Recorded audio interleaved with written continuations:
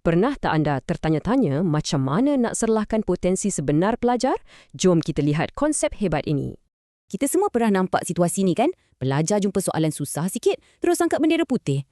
Sebenarnya, puncanya mungkin bukan pada kebolehan, tapi pada cara mereka berfikir. Inilah minda berkembang. Jadi apa tu minda berkembang? Ia adalah kepercayaan yang kebolehan kita boleh diasah melalui usaha dan dedikasi. Kepercayaan ni betul-betul mengubah cara pelajar mendekati pembelajaran dalam kelas anda.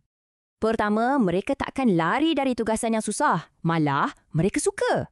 Dalam fikiran mereka, cabaran tu satu peluang, bukannya satu halangan untuk dielakkan. Bagi mereka, buat silap tu bukan bermakna gagal. Ia sebahagian daripada proses belajar tu sendiri. Setiap kesilapan tu macam satu petunjuk. Okey, ini tak menjadi, jom cuba cara lain. Ini mewujudkan satu kitaran yang positif. Hadap cabaran, cuba belajar dan jadi lebih mantap. Bukan setakat cabaran je, cara mereka melihat usaha dan maklum balas pun berbeza. Mereka faham kejayaan tu memerlukan usaha yang berterusan, bukannya sesuatu yang datang sekelip mata. Maklum balas daripada guru, mereka tak anggap ia kritikan. Sebaliknya, mereka lihat ia sebagai panduan. Bagi mereka, komen membina tu umpama hadiah yang bantu mereka untuk jadi lebih baik.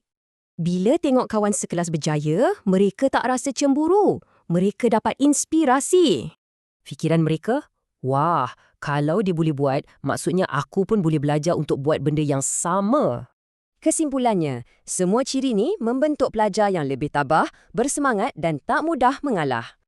Okey, sekarang kita kembali kepada anda. Sebagai guru, apa peranan anda dalam hal ini?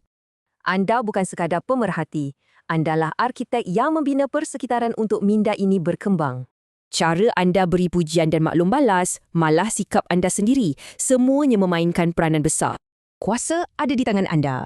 Jadi, apakah satu perubahan kecil yang boleh anda mulakan di kelas esok?